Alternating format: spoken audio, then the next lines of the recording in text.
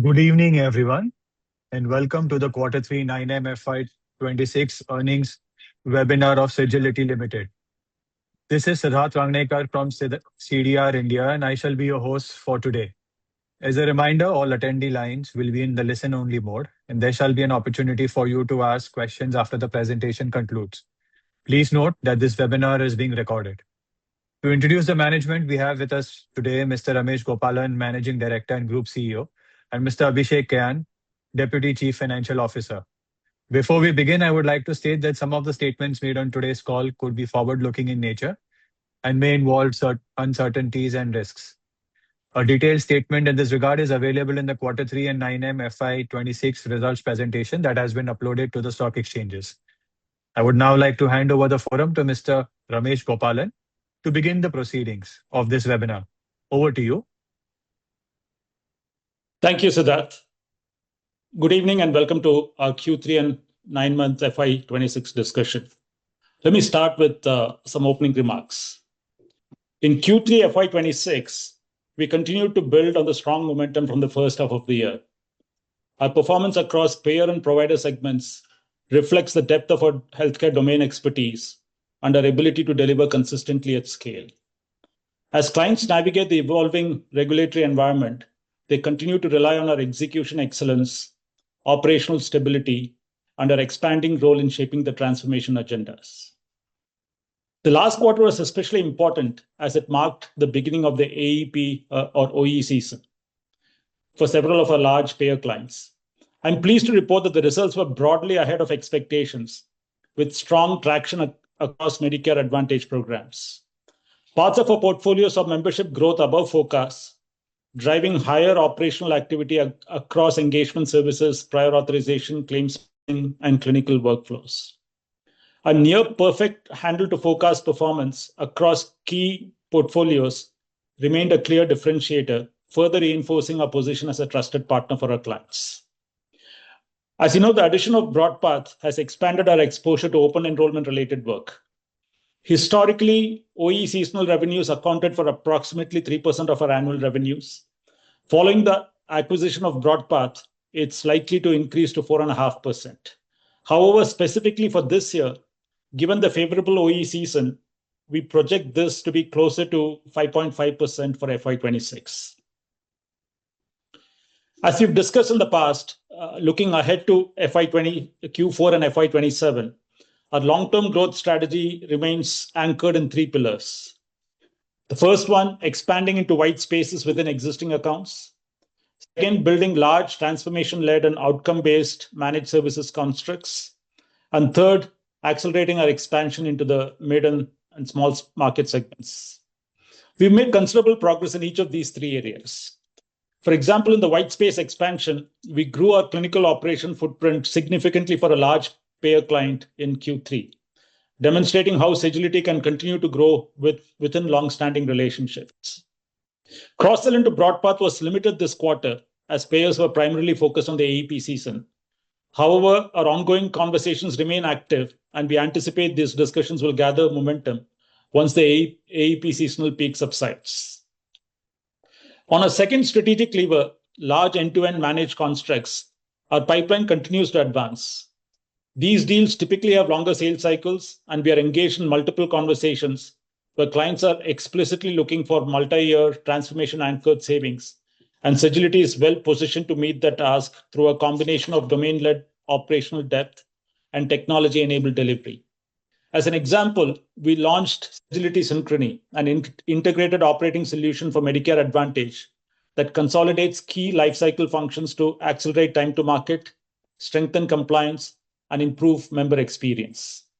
At the same time, we are deepening GenAI adoption through a growing portfolio of production use cases and a strong pipeline of new opportunities. On the third, the mid and small market expansion, 7 of the 12 new logos that we won in the first 9 months of FY26 have come from this segment. With that, let me now turn my attention to the performance in Q3. If you can, move to the next slide, please. Yes. Consolidated revenues for Q3 stood at INR 19,712 million, or $222 million. This represents a year-on-year growth of 35.7% in INR and 29.1% in constant currency. So this has been an exceptional quarter for us. Our organic growth was also strong at 19.9% year-on-year in INR terms and 13.9% in constant currency. Momentum in business was seen both in the payer and provider segments. Payers reported 37.3% growth year-on-year, contributing 90.4% of the total revenue for the quarter, whereas providers reported 21.6% year-on-year growth, delivering 9.6% of the total revenues for the quarter. Our operating profits showed strength. Adjusted EBITDA came in at 5,125 million INR or $57.7 million US, reflecting a growth of 24.2% year-on-year. Adjusted EBITDA margin stood at 26%. This robust operating profitability is an outcome of a deep focus on execution excellence, process optimization, and driving technology-led transformation across our portfolio. A quick reminder, our adjusted EBITDA does not include other income and forex gains. Adjusted PAT for Q3 came at 3,229 million INR, increasing 23% year-on-year on the back of robust EBITDA margins and declining finance costs.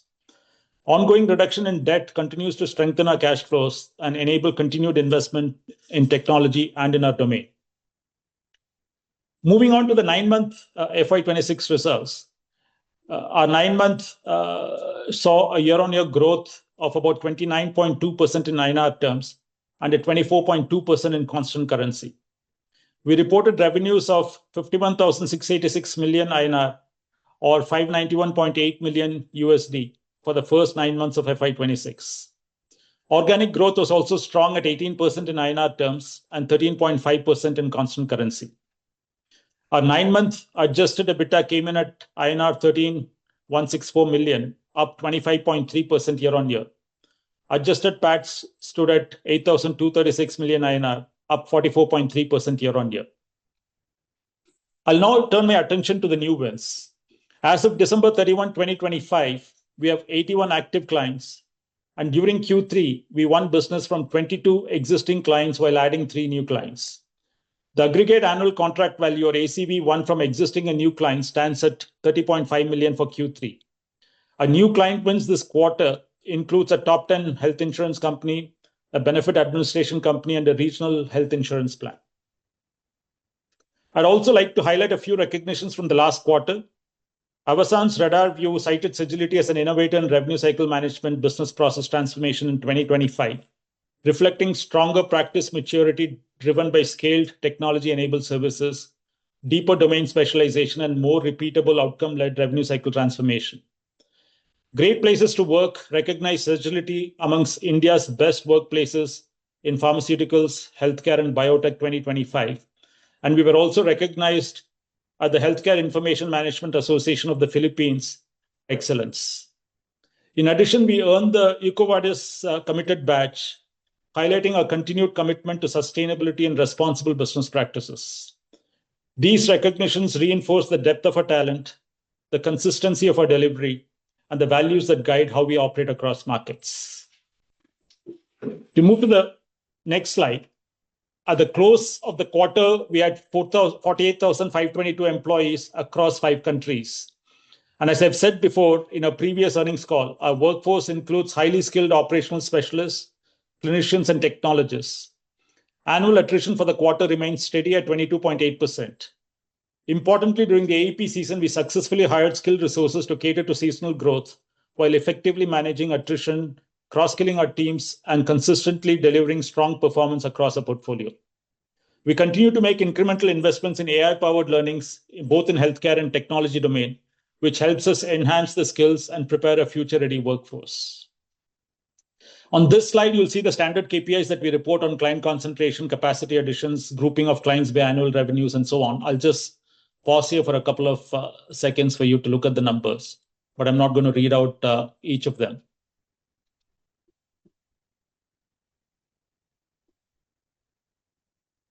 So let's move to the next slide. So I want to cover a few of the market developments related to our business.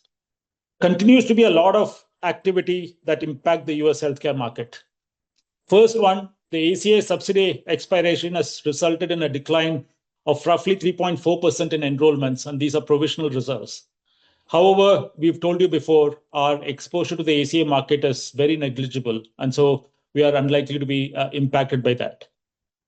And as part of CMS's proposed changes to 2027 Medicare Advantage, the STARS rating focus is shifting towards client safety and patient experience. We believe that this will accelerate the demand for care coordination and member experience, two areas that we are very strong in. Similarly, new measures are being introduced in HEDIS, along with the push to digital and FHIR-aligned reporting, which will create opportunities in HEDIS abstraction. While we don't do a lot of HEDIS work at this point in time, we plan to take advantage of these changes. And finally, on the PBM front, all of you would have heard and seen the news on the pharma and the PBM front over the last quarter. There is a much higher scrutiny on price transparency, higher accountability for clinical outcomes, and stronger coverage policies, all of which is likely to present additional opportunities for us. If you move to the next slide, we'll talk specifically about the Medicare AEP 2026 and the ACA marketplace. Starting with Medicare AEP for 2026, the industry view so far is that the season has largely been in line with expectations. At the same time, payers are clearly shifting their posture from membership growth to margin repair, prioritizing better risk mix and stronger star cohorts over pure enrollment expansion. We also expect 2026 to be a consolidation phase with reduced participation in certain low margin, high utilization segments. The outcomes across our specific large payer relationships have been broadly ahead of expectations. ACA marketplace, like I've mentioned earlier, the provisional results from CMS indicates declines in both new consumers and overall enrollment compared to last year, largely linked to higher net premiums as premium tax credits expire, which is driving churn. And like I said, our exposure to the ACA market is very negligible. So what does this mean operationally to us? Higher administrative throughput across engagement service volumes, prior authorization, claims, and clinical workflows, alongside continued cost pressure at the payer side. At the same time, there is a heightened emphasis on STARS recovery, clinical quality, and automation. Industry-wide plans are moving towards digital and AI-led operating models and towards outsourcing to improve margins while protecting member experience and benefits. Overall, we view these trends as supportive for us. Payers are looking for partners who can deliver operational efficiency, quality outcomes, and scalable execution. And these things align directly with our strengths. Moving over to the next slide. So this is a section that we introduced in the last quarter, which showcases our expertise through a selection of case studies, white papers, solution videos, and expert talks. Like I mentioned earlier, we launched a new offering called Sagility Synchrony for Medicare plan submission, sales, and enrollment. We've also started to consult with some of our clients on both admin and clinical cost optimization in their operations.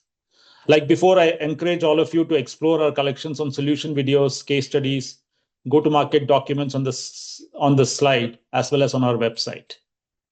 I'm also pleased to update that we've successfully deployed 32 distinct AI-driven use cases across 10 clients.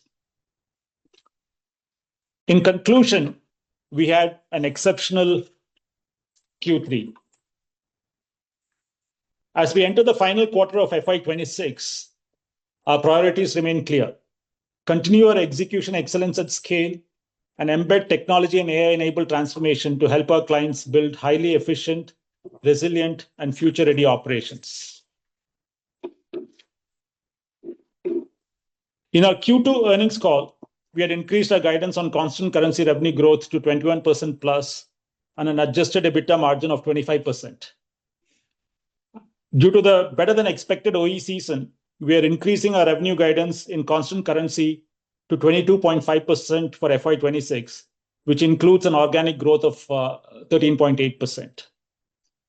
Our adjusted margin guidance will continue to remain at 25% for the full fiscal. With that, I now hand it over to Abhishek to walk you through the financial performance, and I'll take questions later in the call. Thank you.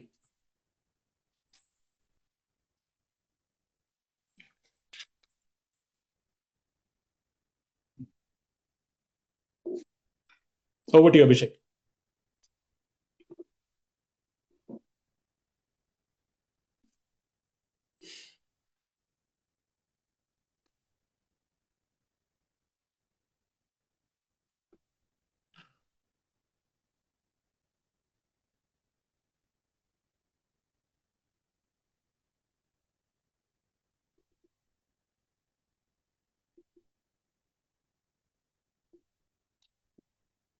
Abhishek, I don't think you're audible.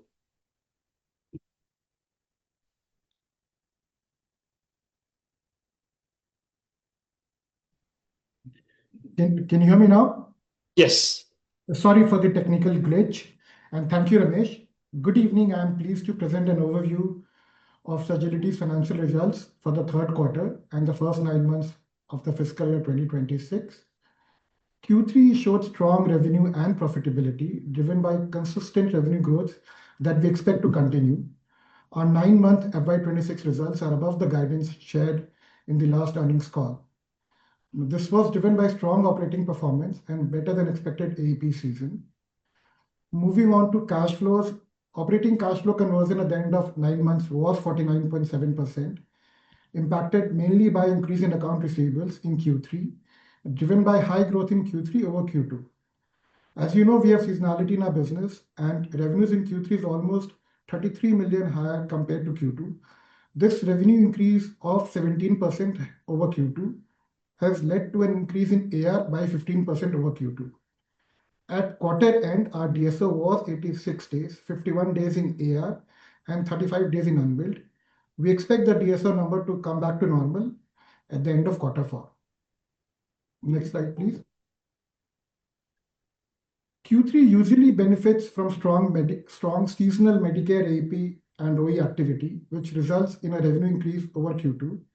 This year, the addition of BroadPath has further expanded our exposure to open enrollment related work. And with an exceptional OE season overall, we have registered a 17% growth over Q2. As we look at Q3, we generally see a revenue boost linked to seasonal Medicare AEP and open enrollment activity. This year with BroadPath, our exposure to open enrollment has increased and has resulted in a 17% growth over Q2. However, given the seasonality we experience in the second half of the year, it is important not to focus solely on quarter-over-quarter business growth. If you look at the slide in front of you, you'll see a quarterly revenue trend for last 9 quarters, and that will give you a sense of how Q4 and Q1 would pan out. We ended the quarter at a global headcount of 48,500, reflecting the scale added to support AEP and ongoing ramp in our payer and provider operations.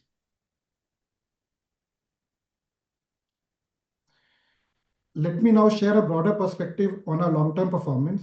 This slide provides a detailed view of our growth trajectory on a full year basis. You'll notice that we have consistently achieved high growth in revenue, adjusted EBITDA and adjusted PAT. The significant increase that you see on adjusted PAT is driven by higher operating profits and reduced interest expense and lower intangible amortization charges. Next slide, please. On this slide, we've captured few key financial indicators. Adjusted EPS continues to improve steadily in line with adjusted PAT growth. The adjusted EPS for trailing 12 months FY26 is 2.27 as against 1.76 that we reported for FY25. Our adjusted ROC remains steady in the range of 50%. And this is a long-term trend that we observed over the last few years. Cash conversion has been lower year to date due to higher DSO in December, higher non-cash expense and tax refunds that we received in last year. Our net debt continues to come down as we continue to repay our debt. This is a busy slide, but would give you a very comprehensive view of our P&L. I'd like to highlight that in this quarter, we have a one-time impact due to new labor code in India that came into effect on 21st November 2025. This new labor code standardizes the definition of wage on which certain employee benefits like gratuity, leave encashment, and statutory bonuses are computed. We have reported a one-time impact of past service cost of INR 328 million, which has been reported as an exceptional line item in the P&L below EBITDA. We estimate an ongoing impact of 20 bps on our profitability going forward. If you can move on to the next slide. On this slide, we present the adjustments to EBITDA. Our adjustments on EBITDA include adjustments made for M&A earnouts, stock appreciation rights, and other income and forex gains. While our adjustments on adjusted PAT includes the adjustment made for EBITDA, as well as adjustments made towards intangible amortization and the exceptional item that we have booked this quarter for one-time impact coming out of new labor code. This is a go-forward view of our debt repayment plan of share-based payment awards, earnouts, and intangible amortization. We give this every quarter. There is a small change that we have made for FY26, and that is on account of reduction in SAR on account of certain resignations that have happened in the previous quarter. Our debt would be fully repaid by FY27. There's, no major call out on the balance sheet. Our balance sheet continues to be healthy and stable. If you can move on to the next slide.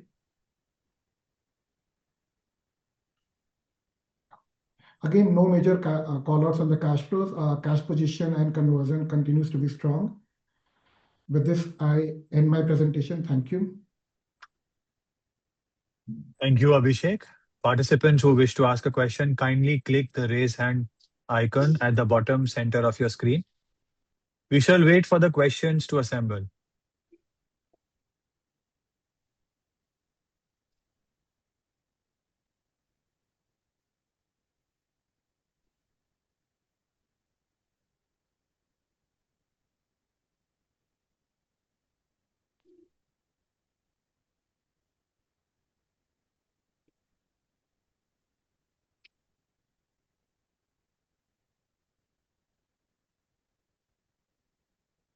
We take the first question from the line of Manik Taneja. Manik, your line has been unmuted. Hi, thank you for the opportunity. I hope I'm audible. Yes. Yes. Yeah. So you called out that the impact of open enrollment this year essentially was much higher than what we anticipated. If you could help us understand, was this driven by the acquired portfolio or the organic business? That's question number one. And then related to it, how should we be thinking about this playing out from the ramp down that you see on the open enrollment piece sometime, given the timing of the open enrollment cycle, and how does that impact Q4? And finally, with regards to margins, while we've seen very solid revenue growth, margins remain broadly in a very tight range. If you could help us understand the moving parts to that. Those would be my questions. Thank you. Sure. So Manik, thanks for your question. Let me address the revenue questions and I'll ask Abhishek to address the margin question. The performance, like I said in my opening remarks, the performance across our traditional large clients as well as BroadPath both were very strong in this quarter, right? Overall, Medicare Advantage performance came in line with expectations for the industry as a whole. But specifically for some of our clients, it was ahead of expectation, which means there was a lot more activity than we anticipated. So the performance was equally strong across both organic business as well as across BroadPath. To your other question, yes, the seasonality of OE is a known factor in our business. And like I said in my opening remarks, it used to be about 3% of our revenues were solely attributable to the seasonal nature of OE. With BroadPath, that's likely to go up to 4.5%. But this year, given that we had exceptional performance on both organic and BroadPath, we think we are projecting the OE-related additional revenues to be 5.5% of our total FY26 numbers. And we've also given you the overall guidance for the fiscal. So that should give you an idea of how we think Q4 is going to pan out. Manik, on the margins, I get your question. We've grown substantially in this quarter, but our margins are flat compared to previous quarter. So let me answer this for you. Essentially, bulk of the growth in revenues that have come in this quarter have come in because of OE linked revenues. And as you know, OE linked growth typically happens in US location and in other offshore locations, but not in India. So in this quarter, specifically in this quarter, I had a higher share of non-India revenues. So while we benefited from stronger forex, we benefited from operating leverage, but that was kind of compensated by higher share of revenues coming in from lesser profitable locations. So these factors netted out each other, and that led to our margin profile for this quarter to be consistent with what we reported in previous quarter. Great. Thank you and all the best for the future. Thank you, Mane. Participants who wish to ask a question, kindly click the raise hand icon at the bottom center of your screen.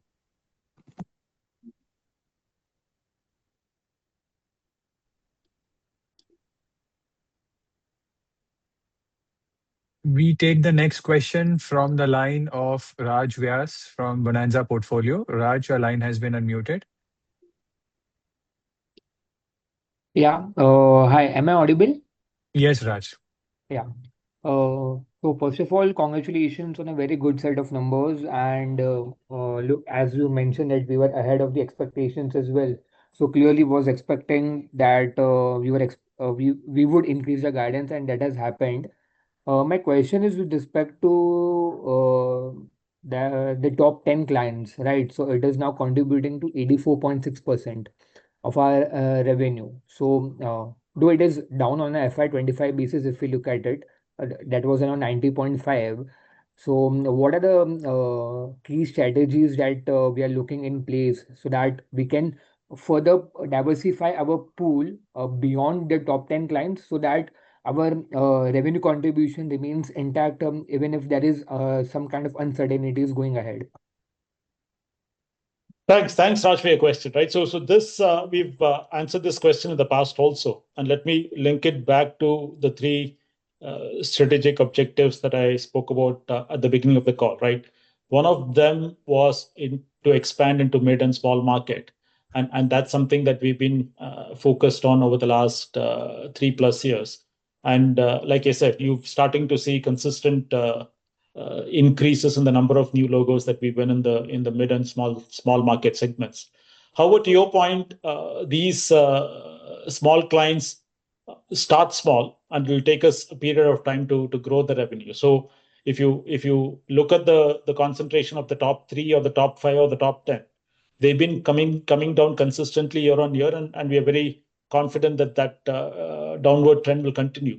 But I've always also, at the same breath, mentioned to all of you in the past that our top clients continue to keep growing, right? So while they've been top clients, one of the strategic objectives that I laid out was also to mine additional white spaces in larger clients, and that's what we are continuing to do, right?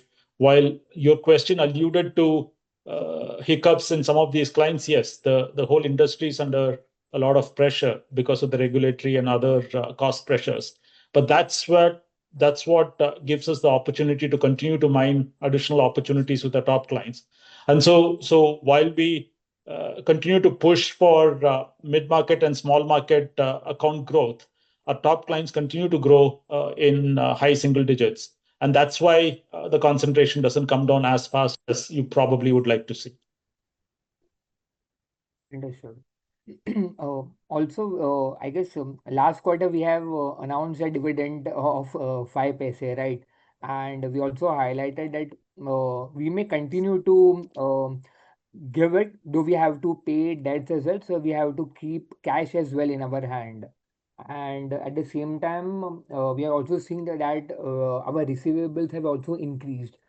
So I guess my suggestion or my thought is that how can we improve this trade receivables segment so that we can continue keep giving dividends ahead as well? Because last quarter only we started, and again in this quarter, I guess there is no dividend to the shareholders.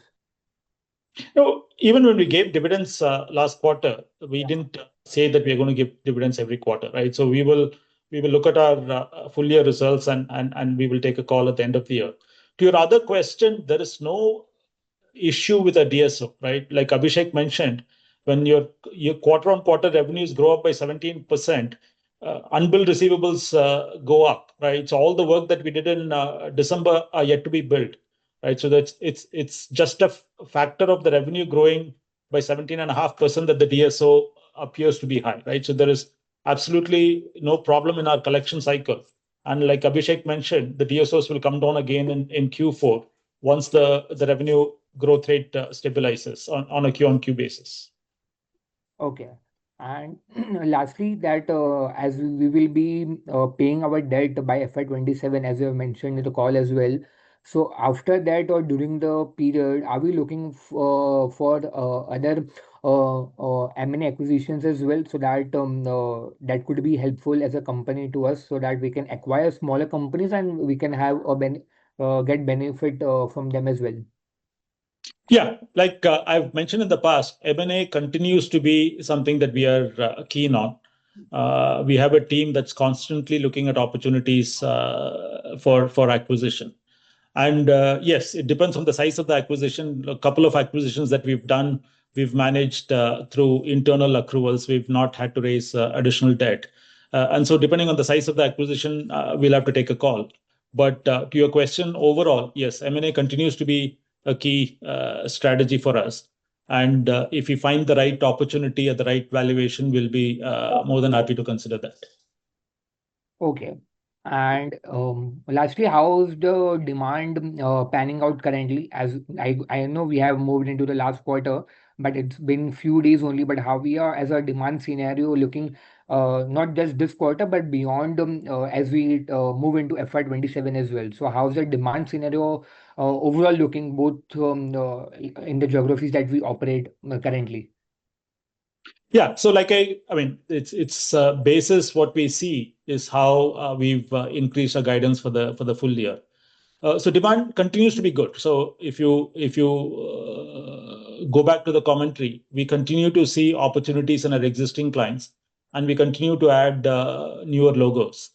And given that clients continue to be under cost pressure, there is more and more opportunity that we see because clients use outsourcing as a lever to reduce costs and manage their profitability. So we continue to see opportunities both from existing clients and from new clients. And as a company, again, I did talk about our strategy of getting into some of the larger outcome-based managed services constructs. Some of those conversations are also going on pretty well. So we are confident that those will help us improve our close rates and continue to keep the growth momentum going forward. Understood. Thank Thank you, you so much. Raj. Yeah, thank you and all the best. Thank you. We take the next question from the line of Vamsi from Kotak Securities. Hey, hi. So my first question is for you, Ramesh. So just when you say you are the market incrementally moving towards outcome-based engagements, so how is Sagility positioned to maybe capture greater share from some of the undifferentiated vendors? And second is on the pricing, which CMS has announced for the CY27 MA plans. Now, this is a case that it could lead to increased outsourcing, but then some of your larger accounts are, say, fairly mature outsourcers. So how would that have an implication for Sagility? So Vamshi, I mean, the similar questions we've answered on the second part, right? So let me take your first question, right? Outcome-based engagements, we continue to, like I've said in the past, we continue to build on our capabilities, both as a domain expert, as well as a transformation capabilities. So a large part of these outcome-driven models is essentially contracts in which clients expect more than just the labor cost-based arbitrage. They expect cost reduction over several years. And those cost reductions typically come about because of technology and transformation. And if you look at, for example, the Synchrony that I was talking about, that's a solution that we've taken to the market in partnership with a couple of technology vendors. So these are platform players, and so we have partnered with them to offer this end-to-end service to our clients. So essentially, clients don't have to pay a license fee for the platform, and we would manage the whole thing as a managed service, both the technology and the services around those technologies. So it's going to be a combination of continuing to build on our domain expertise, continuing to build on some of our transformational capabilities, and thirdly, to continue to partner with some of the technology vendors who have platforms and stitching it all together to get to this end-to-end offering with a cost takeout commitment. And like I said, it's an evolving journey. Our capabilities are increasing. And as you will see over the next 2-3 quarters, we are likely to launch many similar offerings, which takes advantage of partner capabilities and our own capabilities. To your second question, look, this profitability pressure is not new. And I've told everyone about this over the last several quarters. And we continue to show growth in our large accounts, right? So yes, our clients are mature outsourcers in a number of areas. But again, there are a number of additional areas in which they still can do more. And those are the areas where we are trying to win new business. And some of the managed service constructs are also being, those conversations are also being held with some of the large clients, right? So when we were doing piecemeal outsourcing for them in the past, now they are trying to look at end-to-end and saying, okay, if you guys can actually deliver value by looking at this whole value chain end-to-end, we are more than happy to give it to you under, if you can promise committed cost takeouts over the 3 to 5 year time frame, right? So those opportunities are coming not just from newer clients, but also from our existing clients. And specifically on the MA rate reduction, we didn't talk about it because it just came out yesterday. It's preliminary numbers. Yes, the preliminary numbers seem to suggest that the rate increases are not going to happen. But we'll wait to see what happens when the final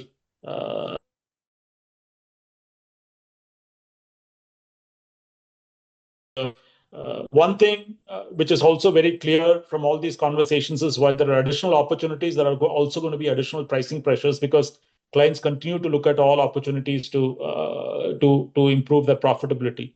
A lot of the work that we currently do will also come under pressure.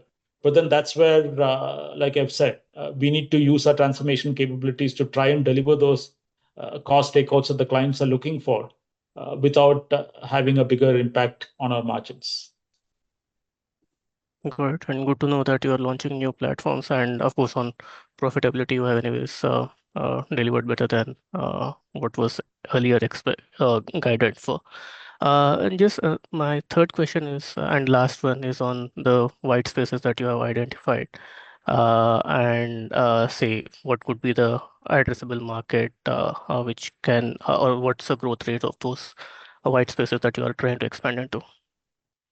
So, see, clinical continues to be a big area that where we are seeing an opportunity. Like I said, we expanded into the clinical area for one of our existing large relationships. We continue to see opportunities there for that client as well as for other clients.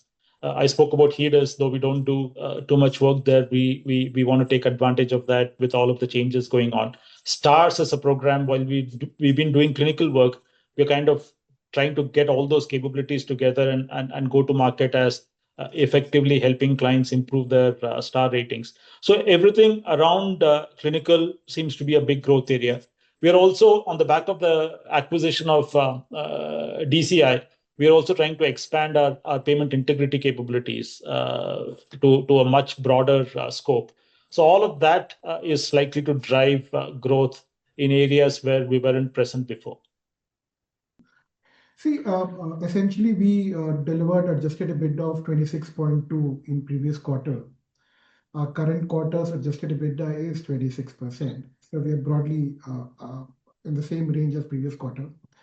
Approximately, I can tell you, right? We benefited by 1% because of Forex, favorable Forex in quarter 3 versus quarter 2. We also were benefited by 100 basis points because of operating leverage. I mean, we had significantly higher revenues and we had some scale benefits. So that impact was almost 100 basis points. We had a 220 basis points of negative impact because of change in the delivery mix in this quarter. The share of revenues that were delivered from US almost doubled compared to previous quarter. We had a huge AEP linked seasonal growth in US in BroadPath, and then we had the organic business also saw AEP related seasonal businesses delivered from Philippines, Jamaica, and US. So because of this, the revenue share of low margin geographies was higher compared to India, and that led to a 220 basis points dip over previous quarter. Net, we had a 20 basis points dip over previous quarter. I hope this helps. Very helpful. Thank you.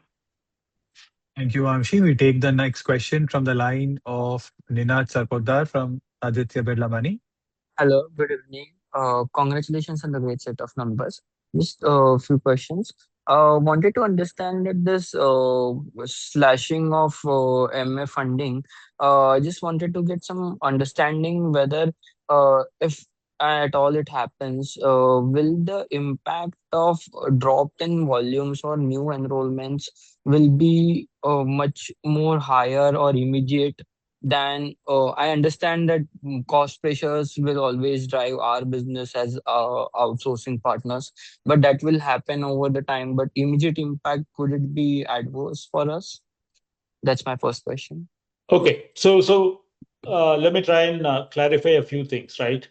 The membership for 2026 was decided through the AEP that just concluded, right? So the membership for 2026 is not going to change because of this.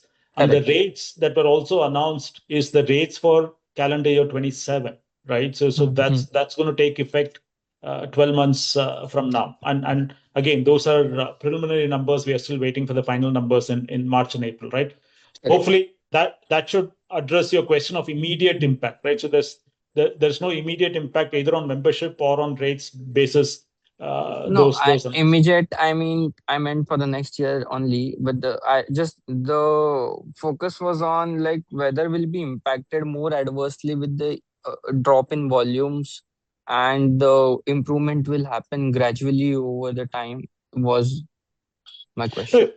If membership increases, why would volumes drop, right? So volumes are not going to drop, right? So when like I said, a few of our large clients have had growth ahead of expectations in the AEP season.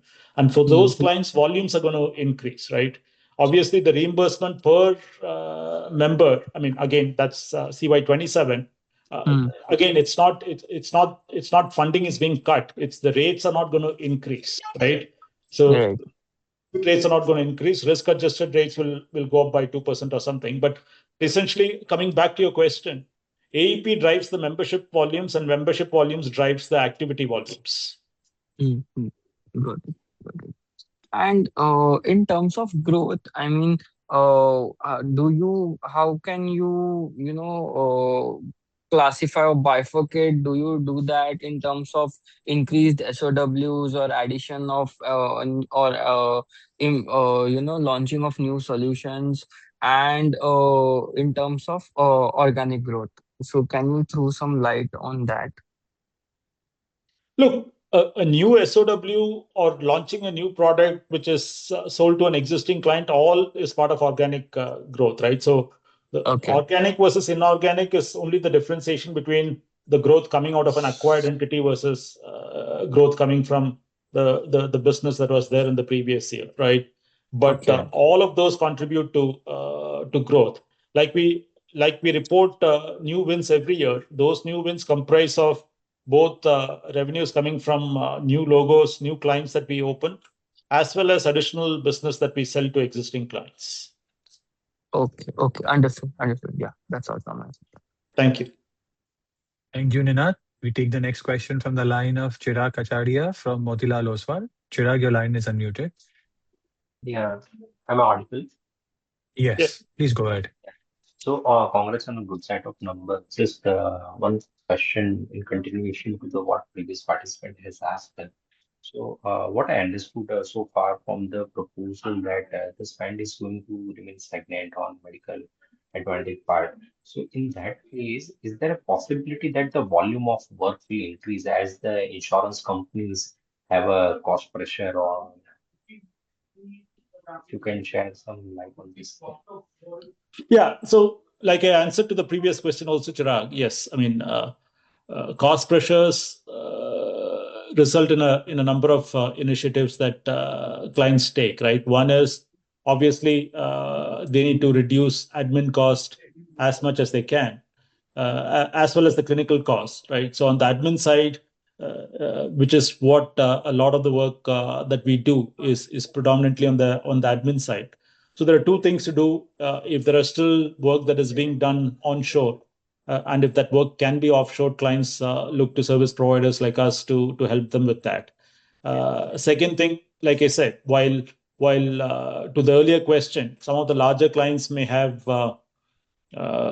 been mature outsourcers, there is still smaller chunks of work upstream and downstream because of the scale issues that they have not thought of outsourcing before, right? But if you combine it in an end-to-end model, obviously that's something that we could take over and move parts of it offshore and run the rest of it onshore, but still give them a committed saving through technology and transformation, right? So those are the opportunities that clients are warming up to, because any reduction in admin cost is going to help them at this time where there is pressure on profitability. And then on the flip side, like I said, there is always pricing pressure, right? So most of the either new business that comes or contracts that get renewed, there is constant pressure on what more can you do at the same price, or how can you reduce my price even further, right? And so those conversations will obviously put a downward impact on revenues and margins. But that's where we try and see how best we can deliver to the client's request without a bigger impact to our profitability.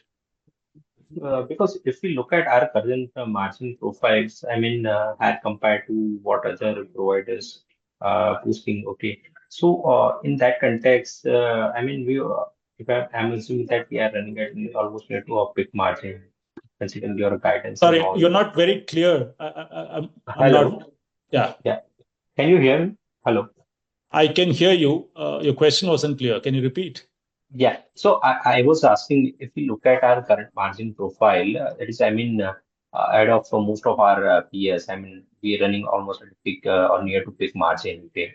And let's say if cost pressure comes, is there any possibility that we may witness a margin pressure, considering the client and situation and all, and considering our position of a peak margin at current juncture? Yeah. Look, there's always margin pressure, right? So I'm not going to tell you that there is no margin pressure. There's always margin pressure. And like I said, in times of heightened profitability concerns at our client's end, there is going to be pressure, right? So the answer to your question is, can you deliver what the client wants in terms of cost reductions for them and still continue to maintain your margins, right? So that's the balancing act that all of us have to do. So far, we are confident that we can do that. But obviously, we will keep updating our guidance if that changes. But this is not a new thing, right? This has been going on for the last several quarters. So the profitability pressure is not something that's happened. And again, these rates are going to take effect in 27. So not reacting to the rates of 27. Even if you go back, utilization rates were high, profitability pressures were high, even 3 quarters ago, 5 quarters ago with some of our large clients, right? This profitability pressure, especially on the Medicare Advantage plans, is not something that is new, right? And so that's the environment that we've been managing all this while. And so we'll continue to keep you posted. But at this point in time, like we guided for the full year, we are reasonably confident of achieving those margins. And one final question on the broadpath synergy. So, what we thought a year back to integrate broadpath in the securities portfolio. are we running on time, or is there some delay in the acquiring a clientele and create a common pool of offering combine services to a common client pool? Yeah. Look, I mean, internally, the synergies, we didn't expect the synergies to all play out in the first year, right? So whenever you acquire a business with about 2,000 plus people, it takes a while to integrate and so on. Most of the integration is over. The delivery side of the integration will happen effective April 1. And as you know, Chris, who was the chief sales officer at Broadpath, we've elevated him to take over all of our sales operations, all of our sales across Agility. So some of those movements have happened. And the cross-sell, like I said in my opening comments, the cross-sell obviously in Q3 didn't happen because of the AEP season.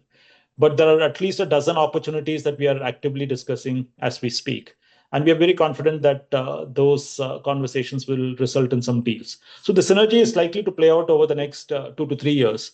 But there is a lot of opportunity because, like the whole thesis was, Broadpath was only delivering a narrow set of services, whereas we have a much broader offering to take to those clients. Okay. Thank you. All the very best. Thank you. We take the next question from the line of Rishi Junjunwala from IIFL. Your line has been unmuted. Yes, thanks for the opportunity. Ramesh, in your vast experience of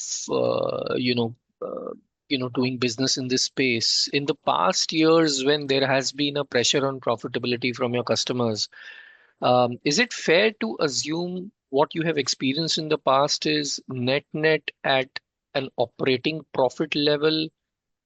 It hasn't ended up being deflationary to your business, given that either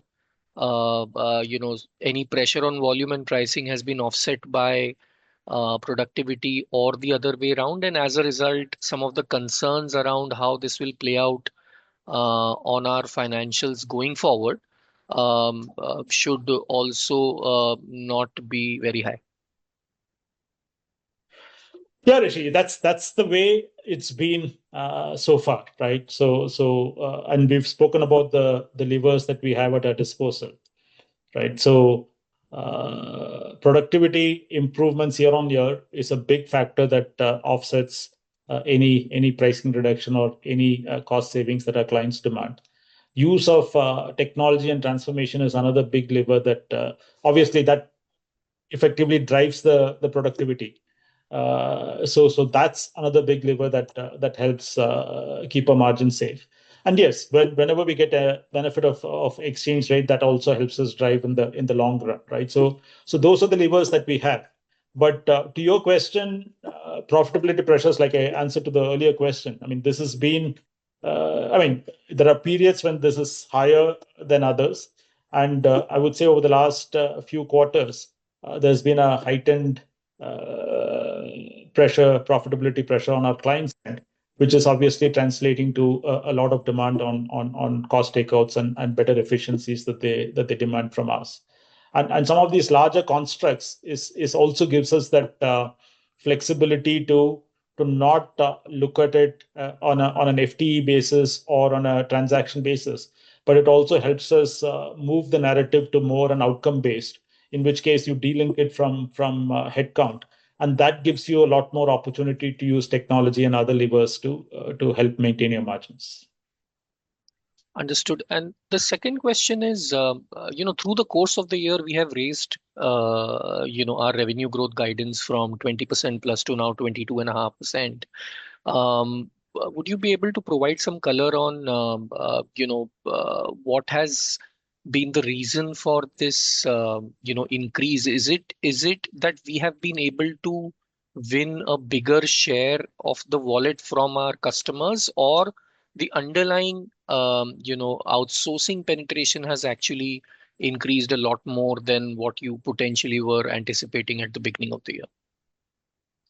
Yeah, I mean, like we've answered this question many times, right? Wallet share gains, there are wallet share gains here and there, right? But that doesn't predominantly drive our growth. most of the growth comes from the outsourcing penetration that you talk about, which we call white spaces, right? Things that clients haven't done in the past, right? Where we have the advantage because we have the skill sets, we understand the domain, we have the end-to-end capability. So those are some of the things that give us an advantage in convincing clients that we are best positioned to deliver on those white spaces. But yes, that falls into your definition of outsourcing penetration increasing, right? That's what drives most of the growth. Like I said, some of these constructs, new constructs, would basically take some of the work that we are already doing from our clients, add additional components to it, but be defined through a different business model rather than a FT or a transaction pricing model, right? So in that case, also there is a marginal increase in the outsourcing penetration, but then that also changes the whole construct of the deal. Understood. Thank you so much, Ramesh.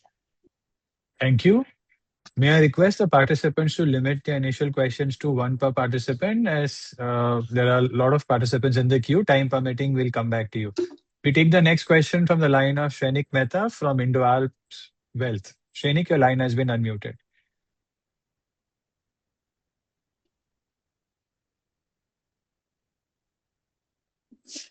Shrenik, your line has been unmuted.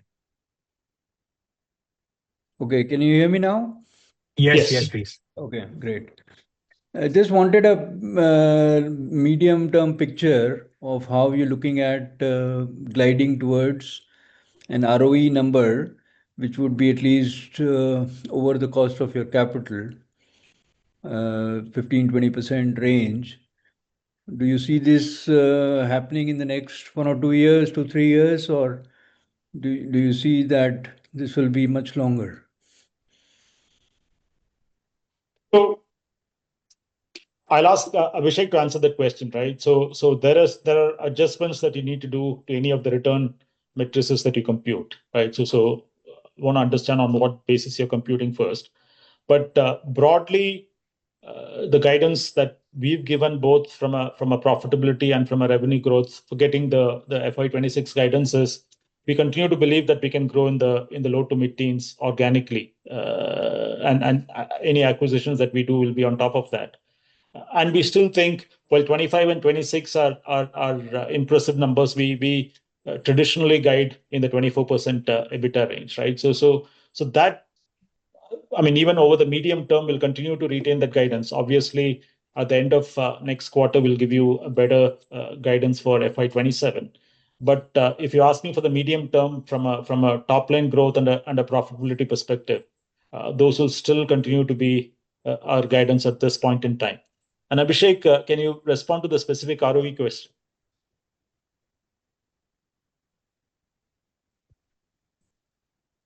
You're on mute, I think.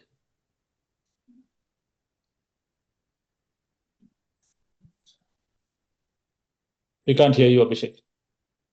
Can you hear me now? Yes. So Shrenik, let me step back and give you a background on how this company was formed. Essentially, Sagility was a carve-out from a predecessor company, wherein the predecessor company sold the healthcare business in form of asset transfer to our promoter, right, Sagility BV.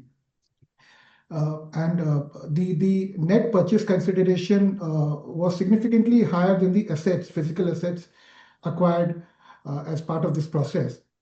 Now, because there was huge goodwill and intangible that got created on our books. So these are not goodwill at if you look at a balance sheet, the goodwill and intangible that you see on our balance sheet is not because of the acquisitions we have done post our formation, but it is because of the way we were created as part of carve-out from our predecessor company. And obviously, because of such high amounts on balance sheet, because of goodwill and intangibles, the equity is very high, right? And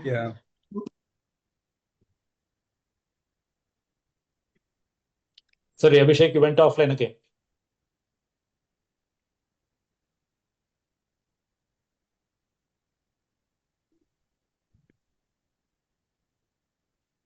So can you hear? So yeah, we can hear you. We can hear you now.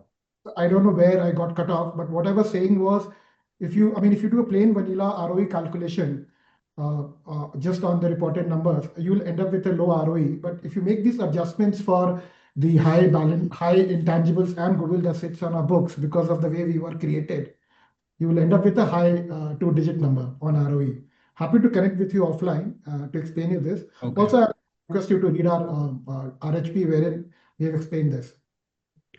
So you mean the ROC would be a much better measure for you rather than the ROE, but ROC is also just in initial single double digit, right?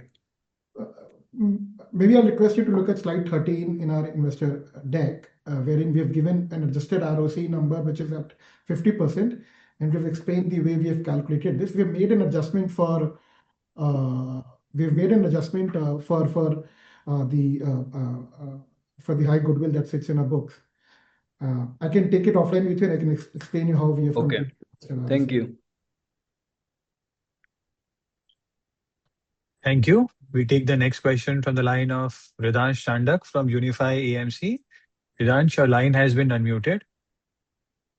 Hi, congratulations on a good set of numbers. I actually had a general question on the broader market within the US. If outsourcing penetration is already, say, high within the larger clients, how do you see this trajectory? How far can it go in terms of headroom? Could you just give some color on that, please? Yeah, Vedansh, this question we've answered in the past, but like I said, the only anecdotal we can give is our top 5 clients have been with us for 18 odd years, and we still, last year the top 5 grew in high single digits still, right? So when people ask us, is there headroom to grow, which is what I tried answering in the previous questions, there are still white spaces in these clients that we are still growing. The large clinical opportunity that we won in Q3 was from a top 5 client, right?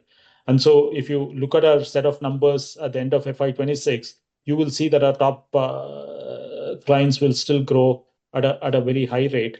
And some of the larger managed services deal constructs that I was talking about are also constructs with some of the large clients, right? So the question that keeps coming, what is the headroom to grow? We continue to show year on year that our top clients continue to grow at that higher rate, which is one reason why our concentration also doesn't come down as rapidly as everybody would like to see it, right? But we are very confident that there is still enough room to grow in our top accounts. Apologies, I think I misphrased that question over there. What I intended to ask was on the lines of what percentage do the larger clients do outsourcing? How do I say this better? Outsourcing penetration in the larger clients. Could you put a percentage to that? Yeah, I would roughly. I mean, it's a very difficult number, but look, the Everest report in our RHP deck said the industry penetration is in the 20s. So we would think that the larger clients would be closer to 50 to 60%, right? But there are still spaces there where we think we can get more work, and we continue to explore those areas. But yeah, I mean, if you were to ask me to put a number, I would probably think 50, 60%. Right. Thanks for taking the question. All the very best. Thank you. Thank you. We take the next question from the line of Nandan from JM Financial. Nandan, your line has been unmuted. Yeah. Hi. Thank you for taking my question, and great set of numbers. So my question is on the net new ACV number. This has seen a slight drop this quarter from the previous quarter. So is this due to some sort of productivity pass back that we are seeing some near-term bookings go down a little bit? And do we expect lumpiness in our bookings because of the large managed services contracts that we're talking about? And how should we look at the net new ACV number going forward? Yeah, thanks. Good question, right? So yes, depending on some of those contract wins, there will be some lumpiness to our ACV. To your question, the ACV win numbers have got nothing to do with giving efficiencies back, right? Because these are deal wins that have just happened during the quarter. And so the execution on those deals would have just started, or in some cases may not even have started in the same quarter, right?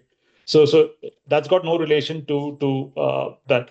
The reason there was a marginal dip, obviously, the AEP season is a season where clients are very busy with their new enrollments, right? So the discussions on a lot of opportunities don't proceed as fast as it proceeds in the other quarters.